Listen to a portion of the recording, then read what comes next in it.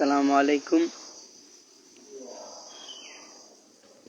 অনেক রমজান মাস, আমি তো ছোট মানুষ, অনেক বড় স্ট্যাটাস দেওয়ার মতো আর পড়ার মতো মানুষের অভাব। এই কারণে ভাবলাম একটু লাইভে কিছু কথা বলি। অনেকেই ভাবতেছেন যে জুনায়েদ খারাপ হয়ে গেছে, জুনায়েদ চরমনায় বিরোধিতা করে, কিন্তু কেউ জিজ্ঞাসা করে নাই ভাই আপনি কেন বিরোধিতা করেন। ঠিক আছে, এখন যে বিষয়টা নিয়ে বলতে চাইছিলাম ভাই, মানুষের ভুল থাকে, ভুল থাকার পর, ভুল হওয়ার পর ভুল স্বীকার করাটাই হলো আমাদের মানুষত্বের পরিচয়। মানুষের ভুল হবে, নাসি ইয়াংসি থেকে মাদ্রাইস ইনসান, যে বেশি বেশি ভুলে। তো ভাই, চরমনায় সম্পর্কে আমার কিছু প্রশ্ন ছিল। প্রথমত, যেহেতু আমি চরমনায় একজন প্রাক্তন ছাত্র, আমি চরমনায় পড়ালেখা করছি, সেই হিসেবে কিছু প্রশ্ন ছিল আমার। আমি দায়িত্বশীল অনেকের কাছে প্রশ্নগুলো জিজ্ঞাসা করছি, কিন্তু কোনো উত্তর পাইনি। যাক, ভালো কথা, উত্তর না পাওয়ার পর তারা বলছে আমাকে উত্তর দেবে, পরবর্তীতে আমাকে উত্তর দিতে পারে নাই।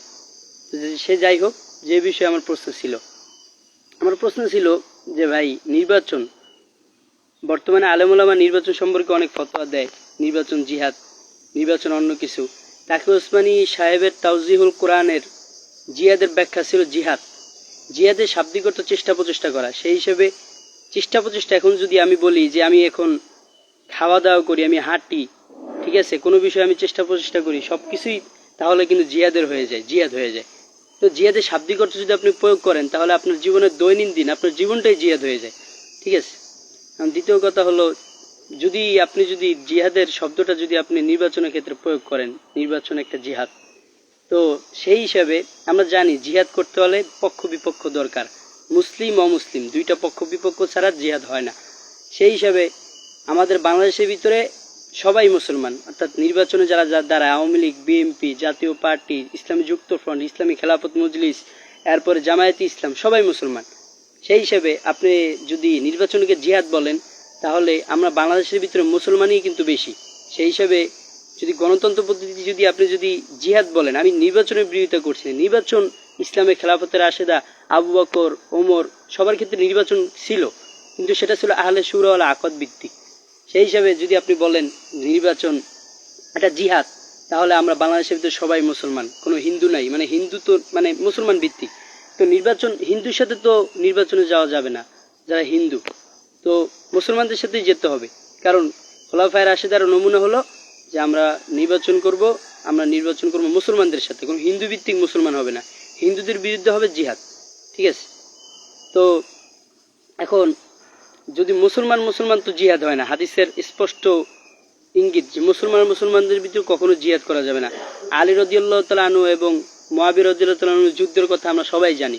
তাদের যুদ্ধটা পরবর্তীতে তাদের যুদ্ধটা মূলত ছিল ইহুদিদের একটা চক্রান্ত, পরবর্তী তারা এটা বুঝতে পারছে। সেই সব মুসলমানের ভিতরে কখনো জিহাদ হয় না। নির্বাচন আমি বিরোধিতা করি, নির্বাচনের জায়গায় নির্বাচন, তো ওটাকে যদি জিহাদ যদি বলা হয়, তাহলে মুসলমানদের বিরুদ্ধে জিহাদ হয়।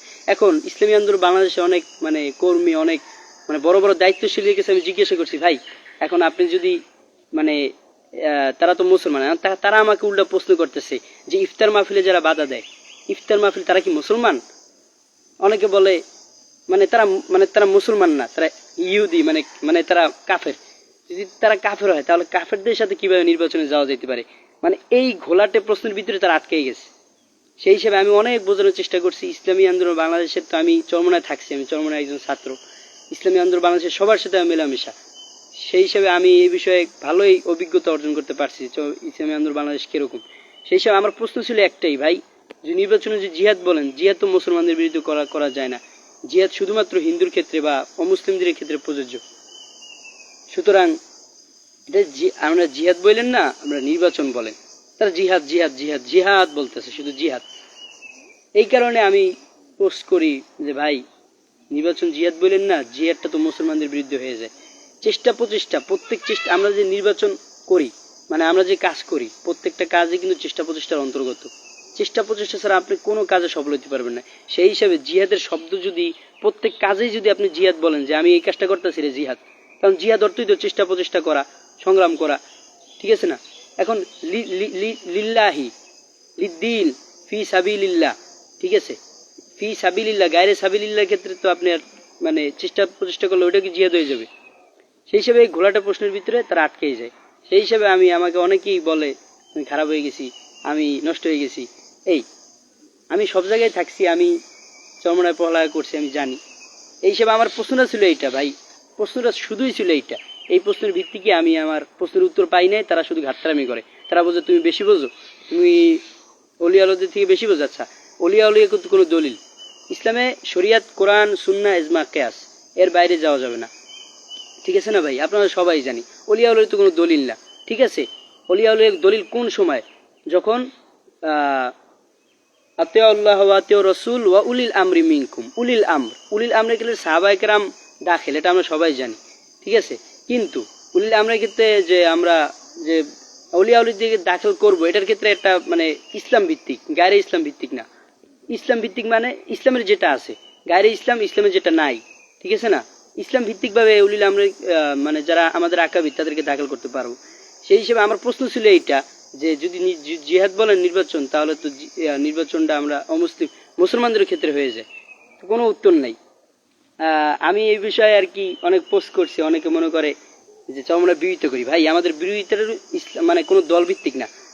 ঠিক আছে না, তো আমার কথা ছিল আরেকটা কথা, তো আমরা মানে এটা প্রত্যেক ইসলামী দলের বিরুদ্ধে আমার প্রশ্ন। ফারিক ভিত্তিক দল যেরকম আল্লাহ তাআলা বলছে ওয়াতাসিমু বিহাবলিল্লাহি জামিআ ওয়া লা তাফাররাকু।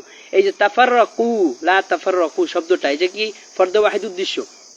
তাফাররাকু যেহেতু বাবে তাফাউল থেকে আসছে, ঠিক আছে না, পরস্পর বিচ্ছিন্ন, এক বিচ্ছিন্ন, আমি বিচ্ছিন্ন, শুধু আমাকে উদ্দেশ্য করা হয় নাই। অর্থাৎ মুসলমানদের পুরো অঙ্গটাকে, পুরা সমাজটাকে, জামি ভিত্তিক সমাজটাকে লা তাফাররাক হতে নিষেধ করছে। তো কিয়ামের দিনের ক্ষেত্রে আন আকিমুদ্দিন ওয়ালা তাতাফাররাকু ফি, ঠিক আছে না, আন আকিমুদ্দিন ওয়ালা তাতাফাররাকু, কিয়ামের দিনের ক্ষেত্রে লা তাতাফাররাক। তো ইসলামী দলগুলো যেগুলো আছে আমি সবার ক্ষেত্রে বলি কিয়ামের দিনের ক্ষেত্রে লা তাতাফাররাক।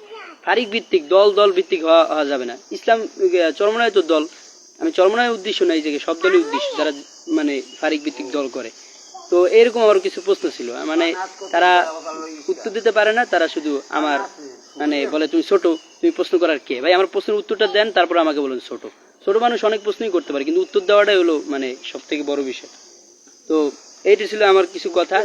আপনারা যারা দেখবেন পারলে শেয়ার করেন, আমি এটা আর কি পৌঁছায় দিতে চাই সবার কাছে। তো আমার কাছে তো মানে আমি কোনো বক্তাও না, আমি বয়ান দিতে পারি না, এই কারণে মোবাইলের মাধ্যমে আমি যতটুকু পারলাম বলার চেষ্টা করলাম। জাযাকাল্লাহ।